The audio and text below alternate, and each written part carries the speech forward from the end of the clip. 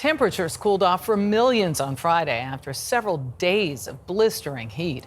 Dozens of record high temperatures were set between Sunday and Wednesday, with summers only getting hotter. Cities are especially vulnerable because of what's known as the urban heat island effect. Ben Tracy, with our partners at Climate Central, shows us how one neighborhood's plan to keep cool could be a guide for other cities across the country. There are always some days that I feel like we live in the middle of the Sahara Desert. For Arwa Aitchaib and her mom Wafa, it's summertime, and the living is not so easy. What is it like in the height of summer on a really hot day around here? I just can't stand it. It's like I feel sticky, it's humid out, and if you go out, the sun immediately burns your skin. They live in Chelsea, Massachusetts, in the shadow of Boston, but real shade is hard to find. We had no tree over here at all. Chelsea is a classic urban heat island, covered in pavement and packed with parked cars that soak up and radiate heat.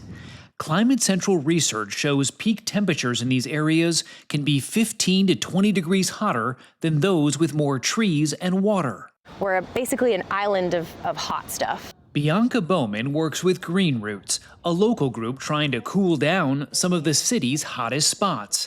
They've turned this one single block into an urban laboratory called the Cool Block.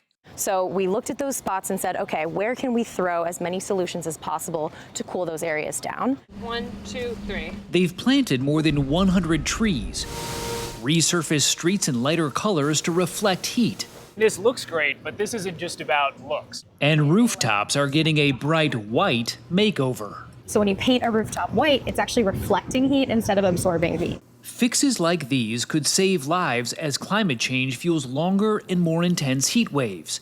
Climate Central analyzed 217 U.S. cities and found that 88% are experiencing more extremely hot summer days compared to 55 years ago. Would you mind putting this on? Yeah. This summer, Boston University researchers are giving some Chelsea residents devices to track heat exposure. See that sensor in the tree right there? While sensors on the Cool Block monitor air temperature changes as trees grow and provide more shade. Research shows that parks, trees, and green spaces can reduce peak urban temperatures by up to 9 degrees.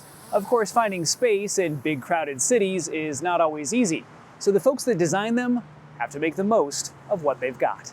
It's 1 acre of land. It's a former traffic island. Nothing but gravel was here. Chris Reed is a landscape architect. He's worked on innovative urban forestry projects for Boston and Cambridge. How many trees did you plant on this little strip of land? 400 trees, 1 acre. If I just look directly at you, it looks like we're in the middle of the woods somewhere. Exactly right. And then I look over here and we're on what feels like a highway. No, it's exactly right. So you don't need acres and acres and acres of land. These kinds of places are in cities everywhere and can be transformed one by one.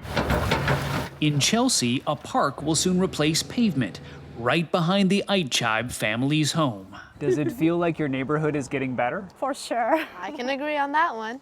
We can feel the difference. When you go out, you can feel the breeze. You can feel like it's getting better. For Climate Central, I'm Ben Tracy in Chelsea, Massachusetts. I certainly felt it. When I grew up in Los Angeles, you've been to my neighborhood. It was filled with trees. There was always a breeze. It wasn't as hot. Now, most of the trees have been cut down. And the rest of the city, just building upon building on every square inch. It was interesting this past week in New York, noticing and trying to walk the dog. The trees make a huge difference in some of the things that they built. And I noticed a couple rooftops recently being painted white here in the city. Now you know. And now I know why. I mean, I sort of thought why, and now you know. Yeah. Obviously, it reflects the light. A lot more work to be done, though. A lot. Thanks, Ben Tracy and Chris Bender.